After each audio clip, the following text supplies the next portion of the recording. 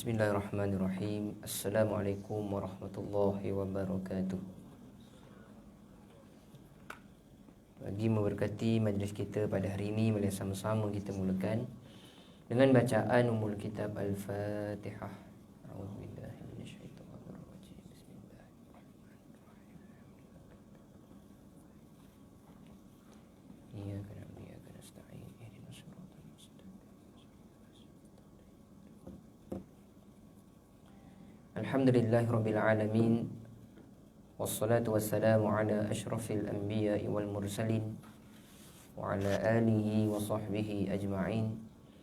Rabbi shrah li sadri wa yassir li amri wahlul 'uqdatam min lisani yafqahu qawli. Rabbana zidna ilman warzuqna fahman birahmatika ya arhamar rahimin. Alhamdulillah, setinggi-tinggi kesyukuran dirafakkan kepada Allah Subhanahu wa taala. Selawat dan salam ke atas junjungan besar baginda Nabi Muhammad sallallahu alaihi wasallam. Firman Allah Subhanahu wa taala dalam suratul Qadr. A'udzu billahi minasyaitonir rajim. Bismillahirrahmanirrahim. Inna anzalnahu fi lailatul qadr. Wa ma adraka ma lailatul qadr. Lailatul qadri khairum min alfi syahr. Tanazzalul malaikatu warruhu fiha biizni rabbihim min kulli amr. Salamun hiya hatta matla'il fajr. Tuan-tuan dan puan-puan yang dirahmati Allah Subhanahu wa taala, Allah berfirman dalam Al-Quran tadi, surah Al-Qadr. Ayat yang pertama, inna anzalnahu fi lailatul qadr, yang memberi maksud sesungguhnya kami telah menurunkan ini. Apakah itu? Iaitu Al-Quran di malam Lailatul Qadar.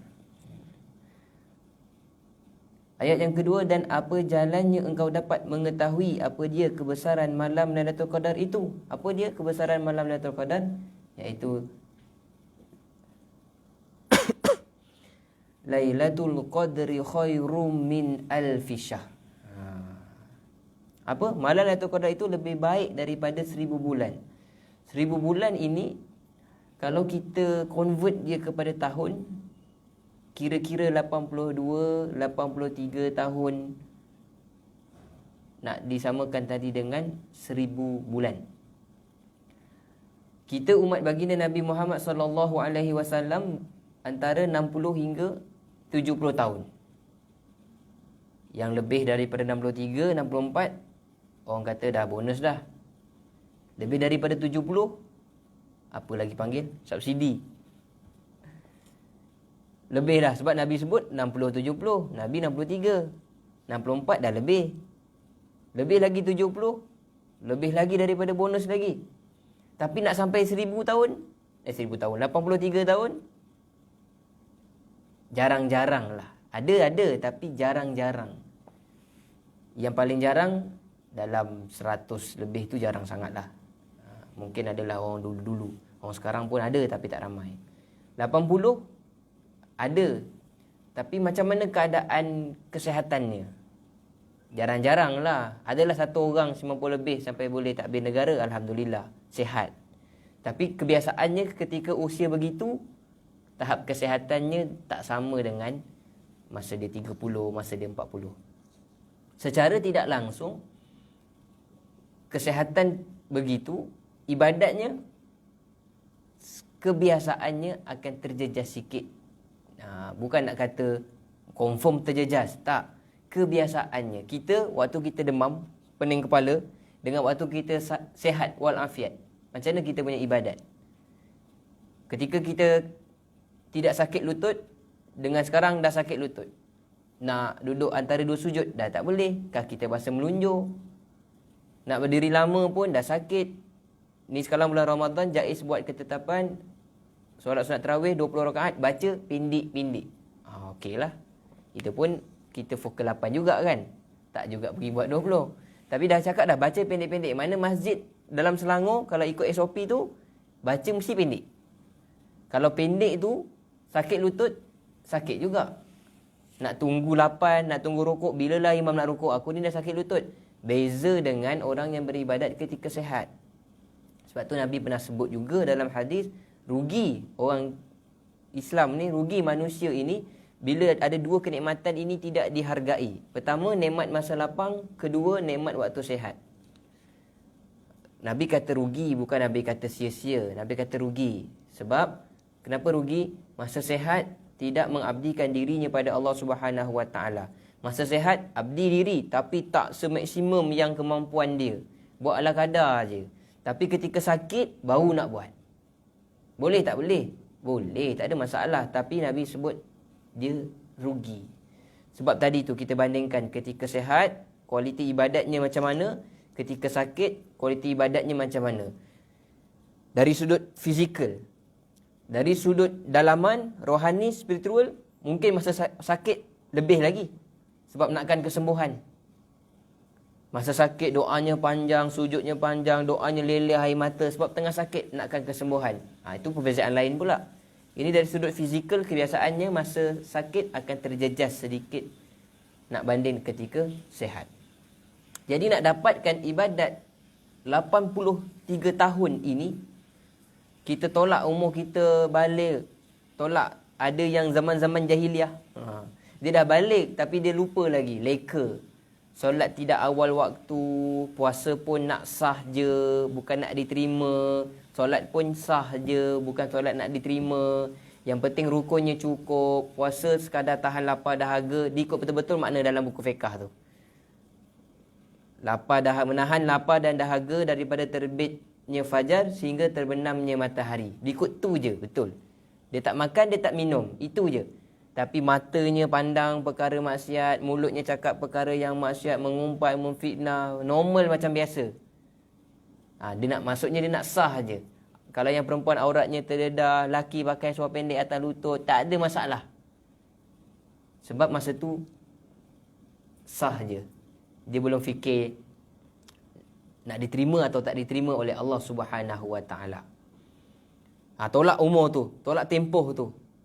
Kalau Imam Ghazali kira, siapa yang umur dia 60 tahun, siapa yang tidur satu hari 8 jam, maknanya dia tidur 20 tahun.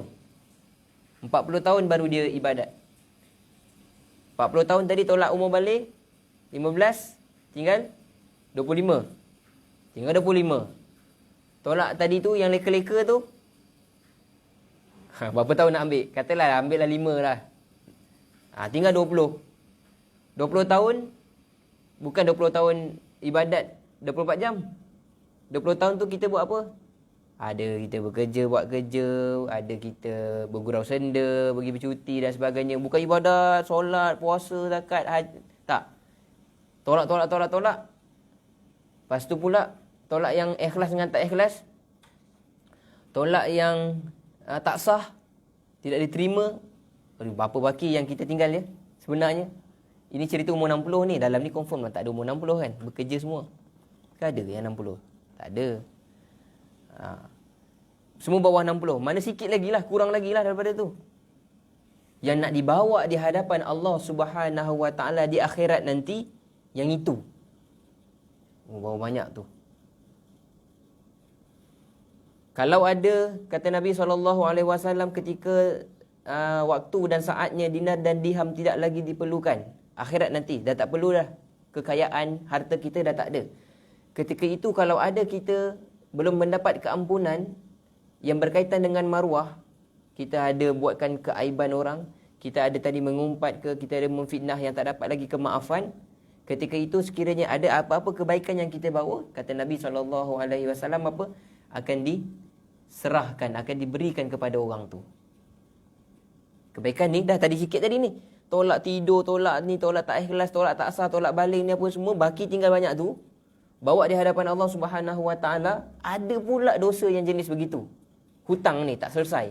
Kat dunia tak dapat kemaafan. Nabi kata yang itu, kebaikan yang kita bawa yang sikit ni, yang modal kita ni, diberikan kepada orang yang kita masih belum dapat kemaafan tadi.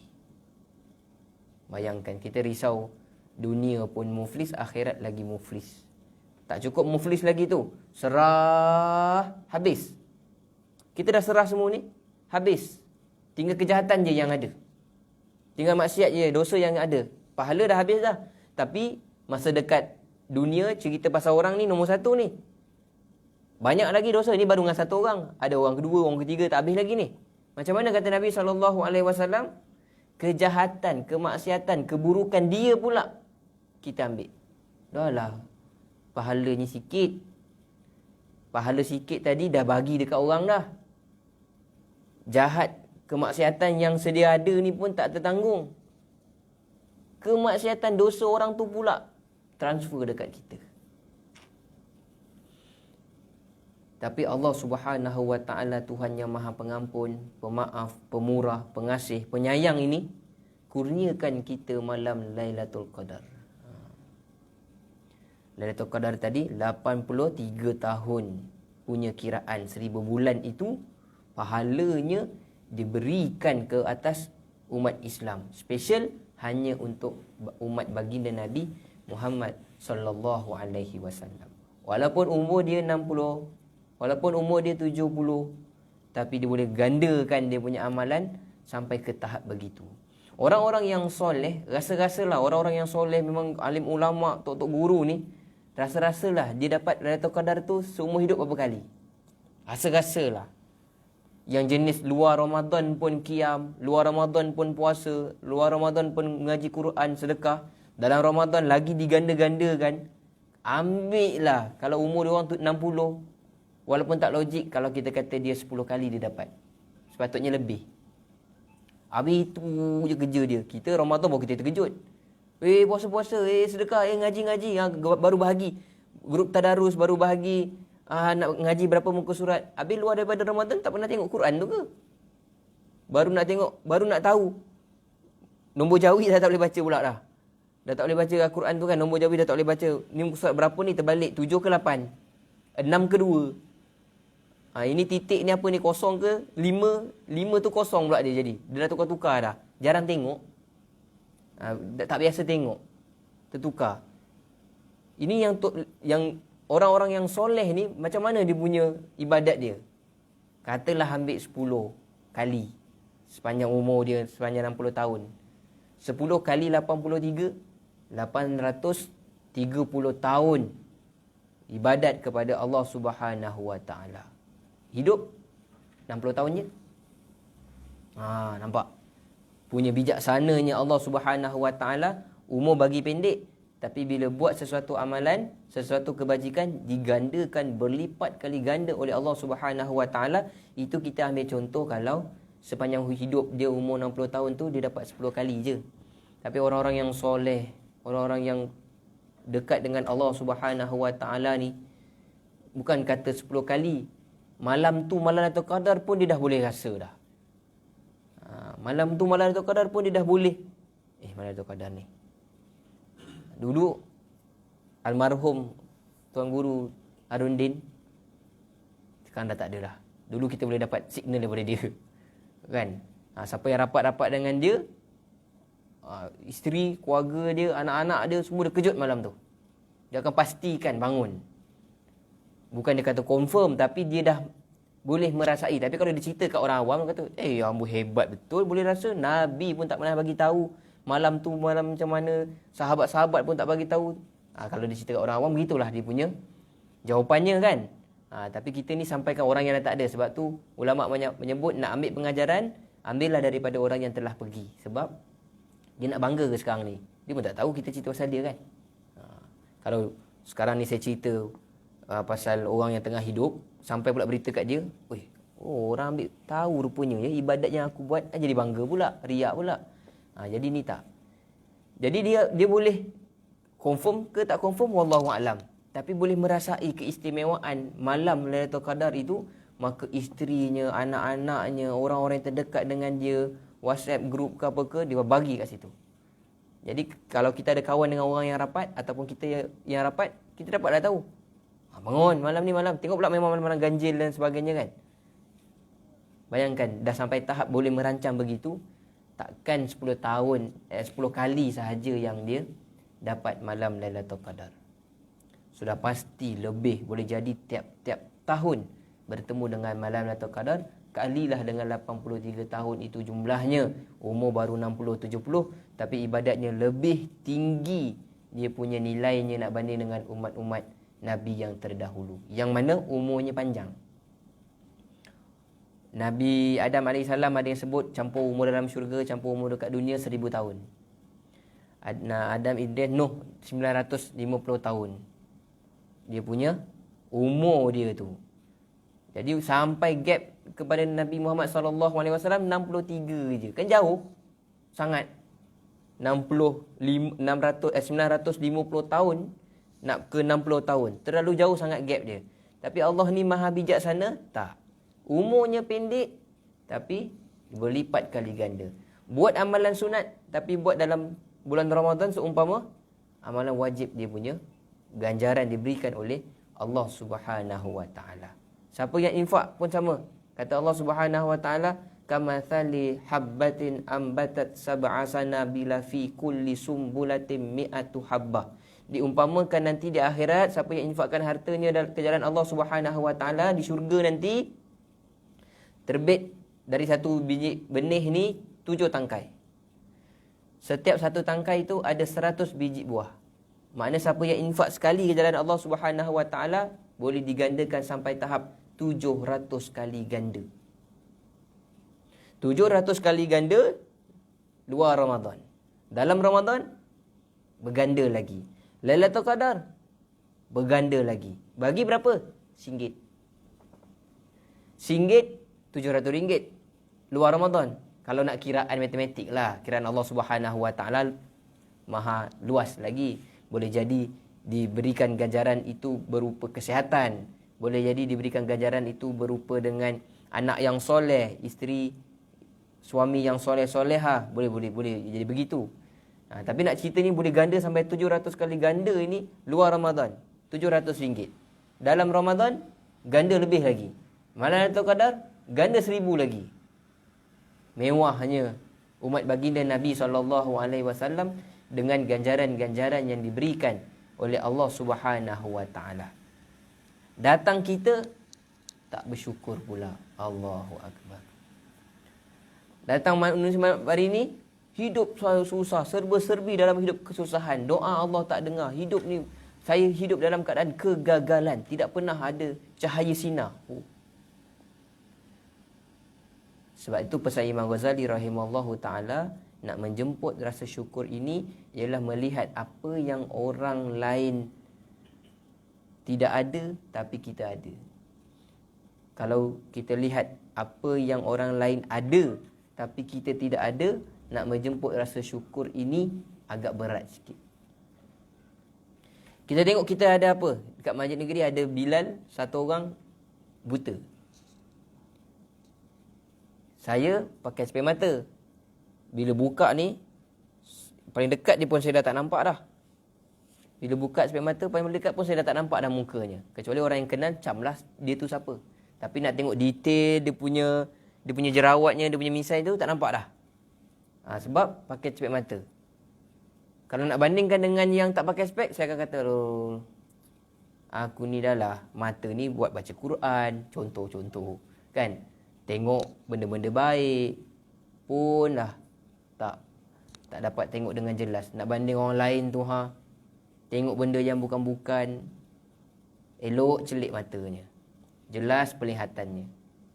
Jadi nak bersyukur tu, padahal ada mata lagi ni, bukan tak ada mata ni, tapi cerita tu macam teruk sangat dah. Baru pakai spek je pun.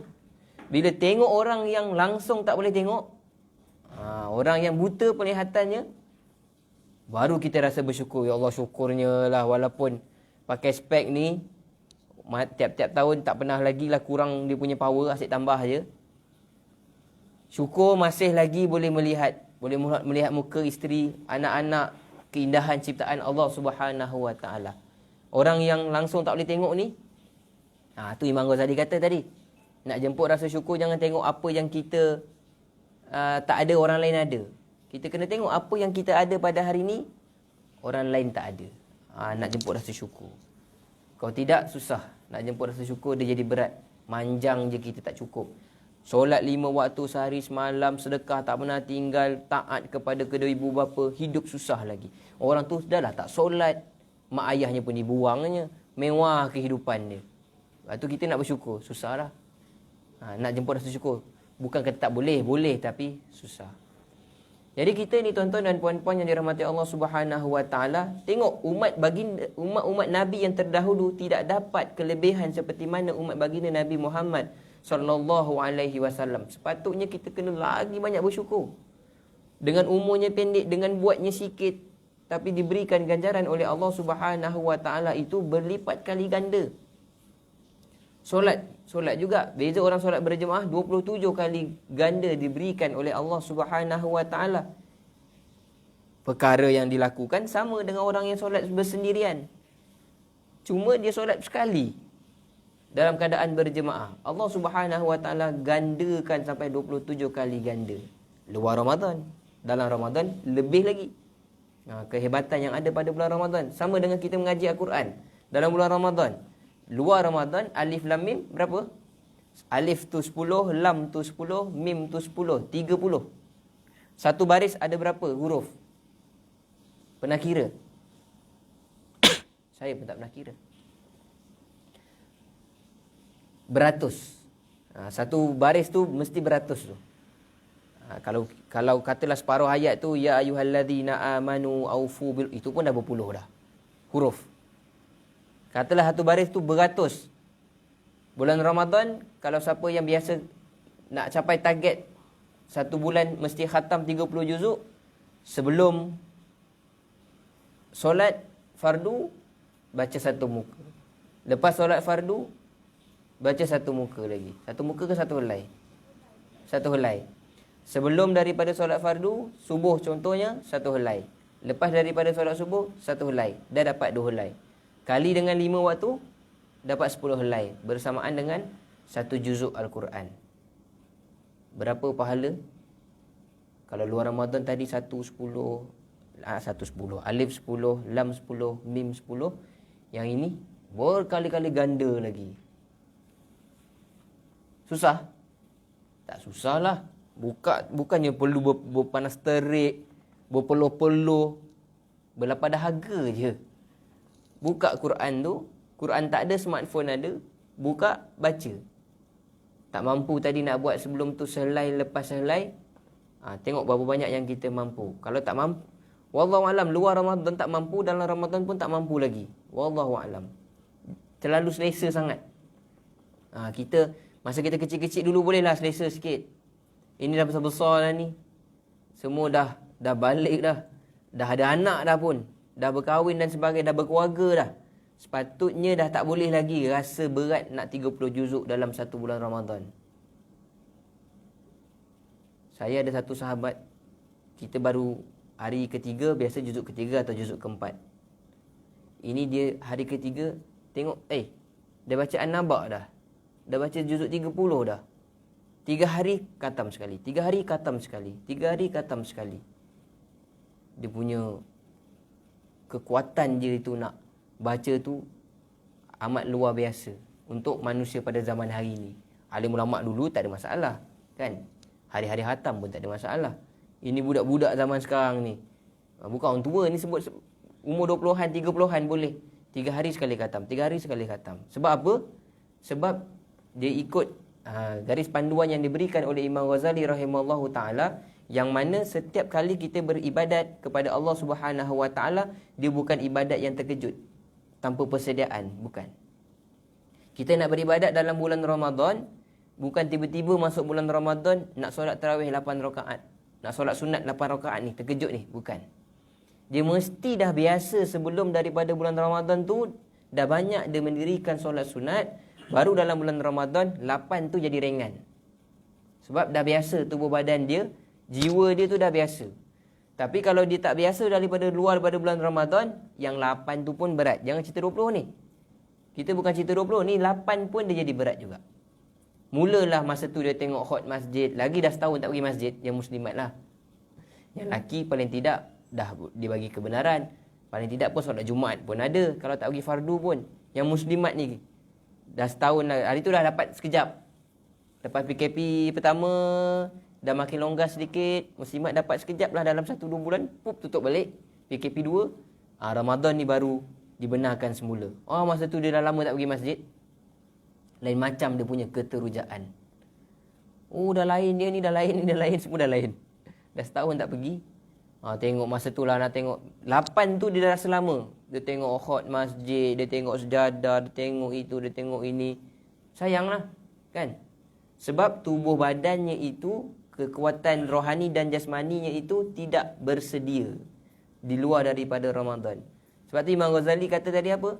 Setiap ibadat itu perlu dibuat perancangan yang begitu rapi supaya dipersembahkan kepada Allah Subhanahu Wa Taala dalam keadaan yang terbaik yang paling berkualiti. Kalau terkejut ni, bukan tak boleh, boleh, tak ada masalah. Ni tengah-tengah lepas kita kuliah Zohor ni, dia ada kesedaran sebagai contoh. Lepas Zohor dia tak masuk office. Dia ada kesedaran, baca terus. Hari ni hari keberapa puasa je? 13, 14. Hari yang ke-14, patut 14 juzuk. Dia baca terus. Punya semangat ni. Baca, cukup 14. Contohlah. Cukup 14. Esok, dah banyak dah semalam. Sebab dia terkejut, dia tak biasa. Lusa, yang kemarin tu 14 kot sehari buat. Hari ni rehatlah. Ataupun hari ni teruja, malam pertama first tarawih. Tubuh badannya tak bersedia. Jiwanya tak bersedia. Tapi sebab dah setahun tak pergi masjid, teruja 20 terus. Esok, mohon nak pergi pun tak. Kalau masjid negeri kan kena apply online kan. Muslimat ke muslimin ke kalau nak pergi sembahyang tarawih, kena ada e-pass. Kena mohon. Esok mohon pun tak. Kenapa tak mohon? Semalam dah 20. Hari ni bahagi sikit. Semalam punya 20, hari ni dah boleh kurangkan sikit. Sebab tubuh badannya tak bersedia. Imam Ghazali tak. Dia mesti ibadat tu bersedia. Ramadan sebagai contoh kita ambil ni, sebelum Ramadan mesti bersedia. Bukan masa Ramadan tu baru nak cuba-cuba nak belajar tu, boleh, tak ada masalah. Kalau fikir macam tu, elok buat daripada tak buat langsung, memang boleh lah. Tapi kita cerita ni sekarang ni, nak bagi yang terbaik kepada Allah Subhanahu Wa Taala, bukan bagi asal ada. Sebab kita awal tadi kita dah kongsikan kan. Kita tak nak yang sikit tu ni. Dah banyak-banyak ibadat, tolak tadi, tolak tidur, tolak balik, tolak masih leka, tolak tak ikhlas, tolak tak khusyuk, tolak tak sempurna. Tinggal sikit. Yang sikit ni nak dibawa di hadapan Allah Subhanahu Wa Taala. Kita tak nak yang begitu. Kalau kita fikir yang penting ada daripada tak ada langsung, okey. Tak payahlah bersedia luar pada bulan Ramadan. Nanti dah tunggu Ramadan, puasa je lah. Hari pertama gastrik. Badan tak bersedia. Tak pernah tiba-tiba melantak. Selalu melantak banyak makan selagi boleh. Selagi tak kenyang. Selagi tak habis. Tiba-tiba satu Ramadan kena puasa. Tahan. Perut pun terkejut. Memanglah kelebihan Ramadan tu ada. Tak ramailah orang gastrik pada hari pertama tu. Sebab dia ada kelebihan puasa tu sendiri. Tapi terkejutlah badan kan. Tapi puasa tak puasa. Okey tak okey. Tapi dalam keadaan dia betul-betul menahan lapar dan dahaga. Tapi tengok baru pukul apa? Baru asar. Baru 3.30. Baru 4.30. Bila lah nak pukul? Dapat pula bilal awal azan 3 minit pun cukup. Patutnya memanglah awal 3 minit. Tapi kita kan ada handphone kita kan. Takkan selama ni kita tak tahu maghrib masuk pukul berapa. Kalau awal 3 minit pun takkan kita tak ada sanksi. Bukan awal 3 saat. Awal 3 minit. TV pun tak azan lagi. Baru baca doa, buka puasa. Tiba-tiba dah azan dah. Handphone kita, selalu dah azan. Sama, selalu masjid pun azan, handphone kita pun azan juga. Ini tak. Memang dah teruja sangat dah. Memang satu hari tu dia hidup dalam keadaan kelaparan agaknya. Awal 3 minit azan, bukan azan. Dia dengar bunyi petik Swiss je. Tek, makan. Dah azan dah tu. Itu Bilal mesti minum dulu punya tu. Pandai pula dia fikir macam tu. Itu bila mesti minum dulu, dah kenyang, minum air ni. Lepas tu baru nak azan. Kita kemudian. Ini pantang 3 minit. Sebab tak bersedia. Walaupun Bilal tu bukanlah salah dia. Sebab dia dah tengok jam tu yang salah setting kan.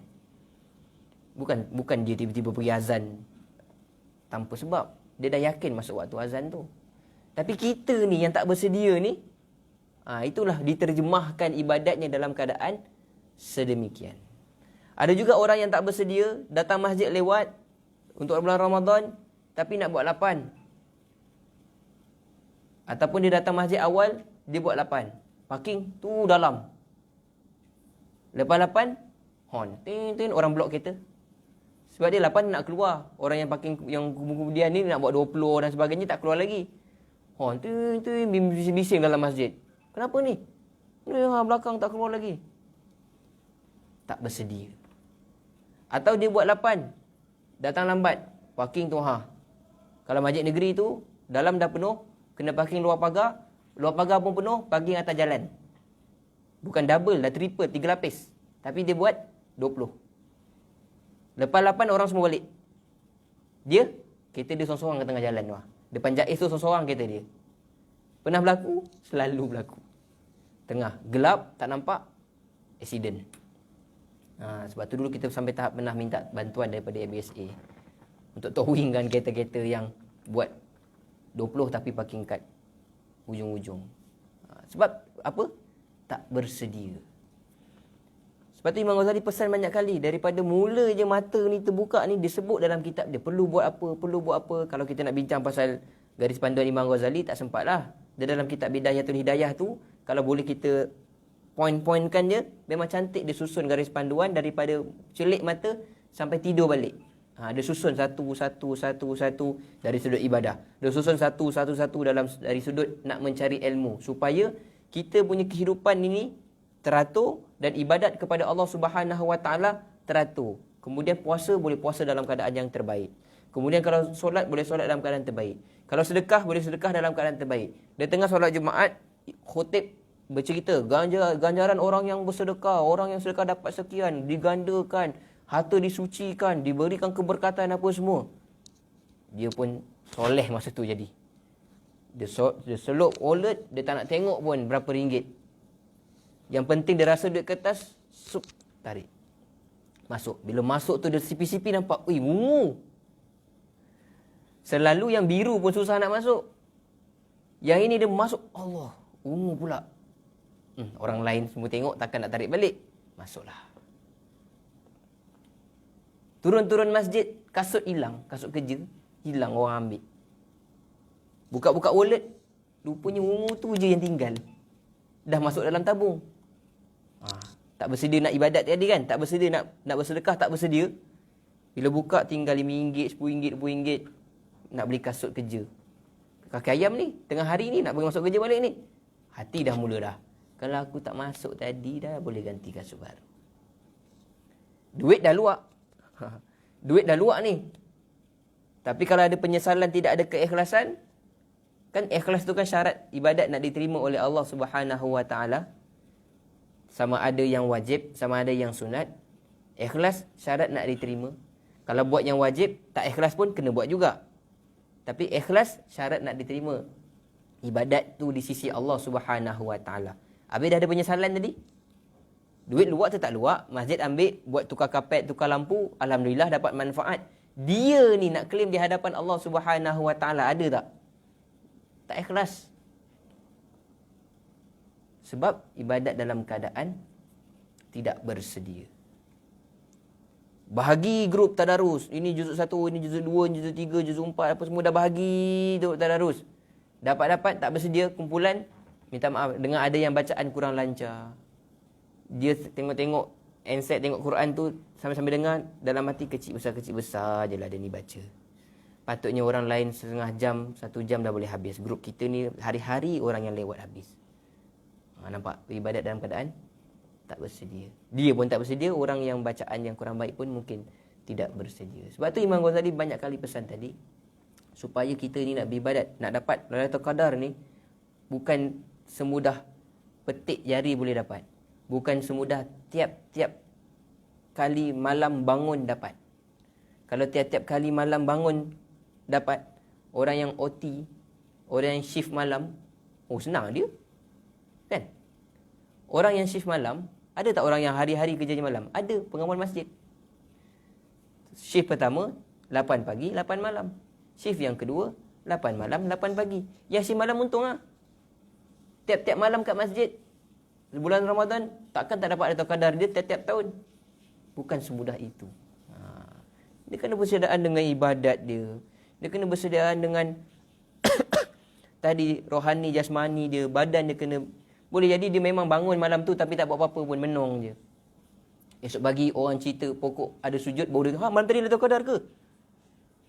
Baru dia terkejut. Lah malam tadi aku bangun tapi aku kerja, tapi aku duduk je jaga pos pengawal, tak ada buat apa-apa. Ruginya tak ibadat. Pun tak dapat juga. Sebab bukan mesti pokok sujud tu Lailatul Qadar, tu contoh aja. Dulu-dulu kan kita baca mastika, pokok sujud. Ada pokok, gambar pokok kelapa tu tunduk, bayang-bayangan Lailatul Qadar. Tu dulu-dulu kecil-kecil punya cerita. Dengan dari pengalaman orang-orang yang mungkin wallahu alam dah pernah mengalami. Tapi mesti pokok sujud, bukan mesti pokok sujud tu Lailatul Qadar. Macam tu senanglah kita kan. Nampak je awan lain sikit, pokok sujud pada buah kelapa tu dah berat sangat, dia jatuhlah ke situ. Lailatul Qadar. Tengok hari malam genap. Takkan malam genap pun Lailatul Qadar juga. Dah sebut dah malam ganjil 10 yang terakhir. Jadi sebab tu tadi disebutkan ganjaran-ganjaran yang begitu hebat dalam Lailatul Qadar ke dalam bulan Ramadan secara umumnya kita pada hari ini ialah perlu dengan persediaan. Boleh jadi hari ini bukan ada dalam ni contoh saja. Masuk tadi nak solat Zuhur, dah azan dah Zuhur datang-datang ada kuliah pula. Tak tahu pun malah ada, maksudnya tak bersedia. Dah masuk kan keluar balik. Tak cakap apa pula. Kawan-kawan lain tengok ni, duduklah kejap. Dah 1:30 tak habis-habis lagi. Pukul berapa nak habis ni? 1:45. Bukan 1:30. 1:45 baru habis. Tunggu, dah masuk. Maksudnya tak bersedia. Dulu masa kecil, saya dah pernah. Tak tahu malam tu semangat buat tarawih 20. Ayah tunggu. Ayah buat 8. Ayah tunggu. Takkan ayah kata, jom baliklah 8. Anak dah semangat nak buat 20, ayah pula ajak balik 8. Ayah pun tunggulah raikan 20. Esok pergi, tak pergi dah. Sebab tiba-tiba masa tu semangat. Buat 20. Esok ayah kata, jom, Mazid. Semalam dah 20 dah, letih lah. Hari ni memang conah. Budak masa tu budak kan. Hari ni memang conah ayah. Semalam dah 20. Kita pula pandai bahagi. 20 tu bahagi berapa? Kalau 8 rakaat dapat berapa malam? Bahagi pula macam tu. Pun sama orang yang kebiasaannya ibadat itu tidak dirancang, sama ada nak memburu Lailatul Qadar ke, mengaji Quran ke, sedekah ke, kalau dia buat terus ketika dia tengah bersemangat, alhamdulillah bagus. Tapi untuk istiqamah itu kebiasaannya, bukan kata confirm, tak, kebiasaannya sukar untuk dikekalkan. Sebab tu tadi persediaan tu. Ulama kata biar sikit, yang penting berterusan. Bila berterusan itu tidak membebankan, baru tambah jumlah dia. Kalau hari ni umur 50 tahun masih 8 rakaat, lama sangat dia punya berterusan tu. Kan? Lama sangatlah dia punya berterusan. Kalau dah umur hari ni 40-50 tahun, RM1 juga masa hari Jumaat disedekahkan, terlalu lama sangat istiqomahnya tu. Tambahlah sikit jumlah tu. Minyak pun harganya berubah. Ikan, ayam pun harganya berubah. Sedekah kita tak berubah-ubah pula. Banyak tu je RM1 tu kan. Inflasi jauh dah tu. Dengan duit nilai kita RM1 dengan jumlah barang sekarang ni dah jauh dah. Mentol masjid tu harganya dulu kalau katalah RM3 satu mentol. Sekarang mungkin dah RM6, RM7. Sedekah kita masih RM1 lagi. Tak boleh nak tampung tadi. Jadi kena naikkan, tingkatkan sikit kita punya infak, kita punya kualiti, kita punya jumlah ibadat kepada Allah Subhanahu Wa Taala itu. Jadi kita kena buat perancangan dengan baik supaya kita tidak melakukan sesuatu ibadat tu dengan terasa ianya sebagai satu bebanan. Terasa 8 rakaat tarawih tu sebagai satu bebanan. Nak ikhlas jauh lagi. Solat pun rasa beban, lagi nak cerita ikhlas. Jauh lagi lah. Kalau solat dah tak beban, okey, cerita ikhlas cantik lah tu. Sedap lah tu nak cerita pasal ikhlas tak, saya buat ni ikhlas tak. Bolehlah nak jadikan kayu ukur. Tapi kalau yang ibadat yang sedia ada ni pun rasa terbeban, rasa berat, rasa macam ya Allah bila lah nak habis, tengok jam sikit-sikit, tengok jam sikit-sikit, tengok jam. Dengar kawan kata masjid dia 8 rakaat 9 suku dah habis, pindah terus pergi masjid kawan tu. Masjid dia 9.30 baru habis. Beza 15 minit je. Tapi dengar kawan tu cerita, oh bagus, imam tu baca sedap, masjid pun aircon, kapet pun tebal. 9 suku habis 8. Malam tadi tengok, dia dah ada sebelah kita dah. Kata bagus, tengok malam tu pula imam jemputan. Lain pula bacaan dia. 9.30 tak habis lagi 8. Dah rasa terbeban. Lepas tu nak cerita ikhlas. Sayanglah kan. Sedangkan kita masa sama-sama terluang, kudrat sama-sama juga menggunakan. Tapi dengan persediaan tadi menyebabkan boleh ikhlas, boleh tak ikhlas, boleh khusyuk, boleh tidak. Menjadikan kualiti ibadat tu nak dibagi kepada Allah Subhanahu Wa Taala dalam keadaan yang berbeza. Sedangkan solat sama-sama sebelah. Rugilah, rugi. Bukan tak boleh. Kita cerita ni bab kelebihan, manfaat, keredaan, kenikmatan, kelebihan yang Allah Subhanahu Wa Taala nak berikan kepada mereka yang menunaikan ibadatnya kepada Allah Subhanahu Wa Taala. Tapi pergi dalam keadaan tidak bersedia. Dah datang masjid, buat-buat terkejut. Face mask tak bawa. Pergi mall ni face mask okey je boleh buat persediaan. Bila pergi masjid face mask boleh lupa. Bila orang kata tak boleh masuk masjid tidak ada face mask. Ini apalah ni. Taat sangat dengan WHO punya mazhab. Sunnah Nabi tak nak ikut. Padahal dia yang tak bersedia. Dia nak salahkan pula SOP yang dah dibuat dah setahun. Habis setahun tak pergi nak pergi masjid. Kalau kat masjid negeri sejarah kecil tak boleh. Sejarah mesti sejarah besar. Kalau dia datang dia buat terkejut, maknanya dia memang setahun tak pergi masjid negeri. Masjid lain boleh je. Memang mungkin masjid lain, maknanya dia setahun dah lah tak pergi masjid negeri. Perempuan boleh dimaafkan. Sebab memang dia setahun tak pergi. Bulan Ramadan baru dibenarkan. Yang lelaki ni buat-buat terkejut, kita pun tak faham. Tapi Alhamdulillah lah, kat masjid jangan risau, ada jual. Siapa tak bawa, tak ada masalah. Nak sama ada balik ataupun nak masuk juga, tapi kena beli sejadah. Bagilah, sumbanglah dekat masjid. Duit tu bukan pergi tempat lain pun. Pergi kat masjid. Bukan kita panggil syarikat lain suruh open pula jual sejadah situ. Tak. Tu masuk masjid balik. Jadi tuan-tuan dan puan-puan yang dirahmati Allah Subhanahu Wa Taala, ibadat nak diterima ni bukan hanya perlu tengok dia punya kesempurnaan rukun. Bukan hanya nak Lailatul Qadar, nak tengok ketepatan masanya 10 malam akhir yang ganjil lagi. Bukan sekadar itu. Tapi dia punya persediaan tu yang lebih besar untuk mengejar malam Lailatul Qadar ini. Persediaan itu kena lebih besar untuk kita nak ibadat ke rumah Allah Subhanahu Wa Taala. Sekarang lagi-lagi kita punya persediaan kena lebih besar lagi. Kalau tukar kereta lain, rumah ada banyak kereta, kereta lain dalam kereta tu tak ada sejadah pula. Dah tak buat persediaan yang begitu baik. Sampai-sampai masjid, salah dia tak bawa sejadah. Tapi sampai masjid, bising pula dekat masjid. Ini nak solat pun susah, bukannya saya dah pakai topeng dah. Nampak? Tak buat persediaan. Topeng pula sepatutnya macam ni, pakai buang, ni tak, ni pakai simpan. Pakai simpan, gantunglah dekat signal kereta kan, dalam gantung. Daripada terlupa, kang kena denda nak keluar tempat, tak ada, baik gantung satu, standby. Berapa? Dah 3-4 bulan dah dalam kereta. Kalau yang naik motor, gantung dekat side mirror motor. Lagilah, berpanas hujan, face mask ni Yang penting dia cukup syarat nak beribadat dekat rumah Allah Subhanahu Wa Taala. Betul ke? Tak betul lah. Kita SOP manusia pun kita kena jaga.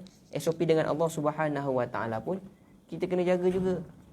Nak ibadat dengan Allah Subhanahu Wa Taala, SOP-nya dalam keadaan sekarang selarikan dengan SOP manusia supaya tadi dapat beribadat juga kepada Allah Subhanahu Wa Taala.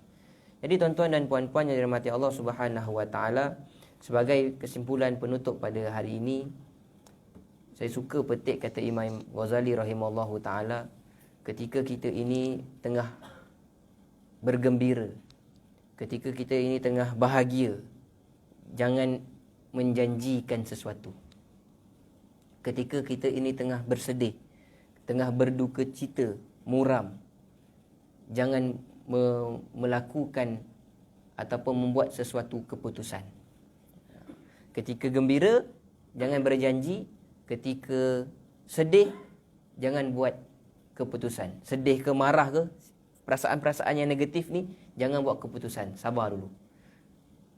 Ketika gembira, perasaan-perasaan yang positif ni pun sabar, tahan dulu. Sebab boleh jadi nanti hilang je perasaan gembira ni, kita menyesal tentang apa yang kita janjikan. Sebab bila hilang sahaja marah ni, kita jadi menyesal tentang apa keputusan yang telah kita muktamadkan. Tengah gembira, macam tadi tu, tengah semangat, ya sedekah dapat ganjaran, malam Lailatul Qadar, rebut, dapat semua-semua. Terus lepas Zuhur ni tak masuk office terus. baca Quran. Sebab tengah semangat, tengah berkhabar-khabar. Bagus tak? Boleh, tak ada masalah. Tapi nanti hilang je perasaan tu, hilanglah Qurannya. Ketika tengah marah, ketika tengah dia pula duduk dalam mesyuarat, mempengerusikan mesyuarat sebagai contoh, tengah marah sangat ni, buat satu keputusan. Bila buat satu keputusan, hilang je marah. Kita pun kata lah, sayangnya lah buat keputusan macam tu. Sedangkan kita boleh toleransi lagi. Sedangkan kita ada ruang lagi boleh berbincang untuk dapat keputusan yang lebih baik. Jadi Imam Ghazali dia pesan gitu. Dan juga tadi Imam Ghazali juga pesan, nak bagi istiqomah ni, saya ulang balik, mulakan dengan yang sedikit tetapi banyak. Bila banyak tu, kita set kat diri kita ada time frame dia.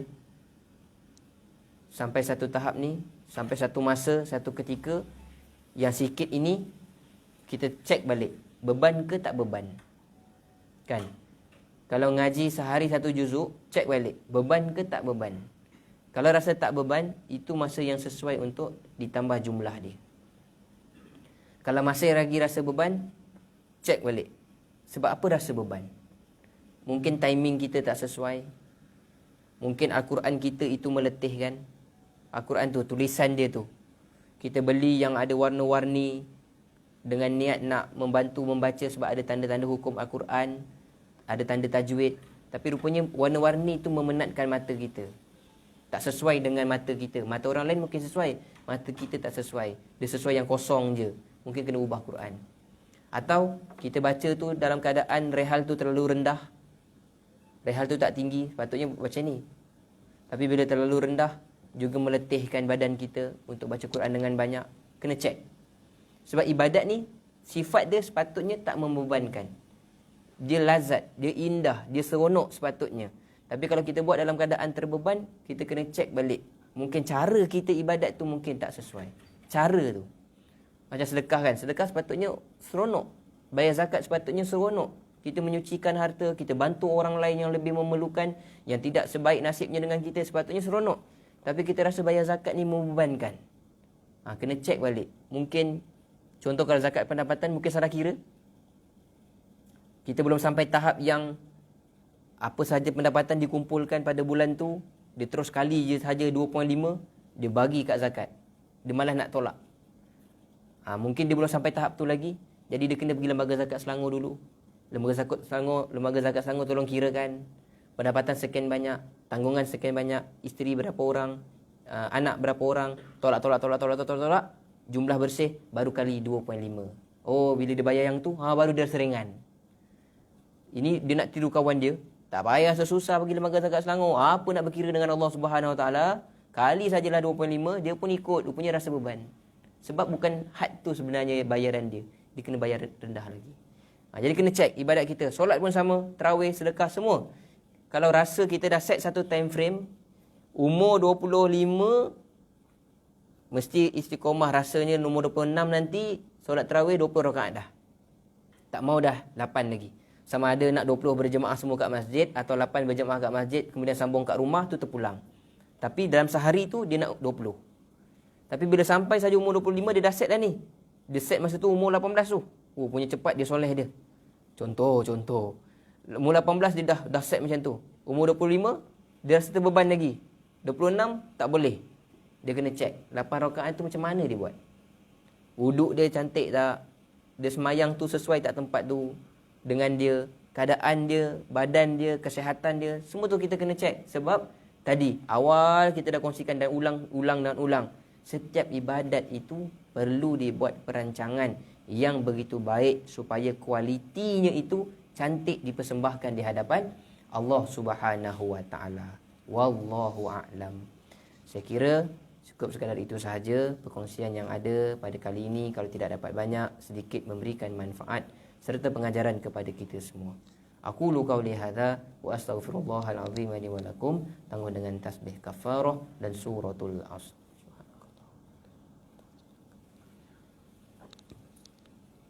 A'udzu billahi minasyaitonir rajim. Bismillahirrahmanirrahim. Alhamdulillahi rabbil alamin. Wassalatu wassalamu ala asyrafil anbiya'i wal mursalin wa ala alihi wa sahbihi ajma'in. Allahumma arinal haqqa haqqan warzuqna ittiba'ah wa arinal batina batinan warzuqna ijtinabah. Allahumma faqihna fid din wa 'allimna at-ta'wil wahdinas siratal mustaqim siratal ladzina an'amta 'alaihim minan nabiyyin was-siddiqin wasyuhada was-salihin wa hasuna ulaika rafiqa ya arhamar rahimin. Wa sallallahu ala sayyidina Muhammad wa ala alihi wa sahbihi wa baraka wa sallam walhamdulillahi rabbil alamin. Assalamualaikum warahmatullahi wabarakatuh.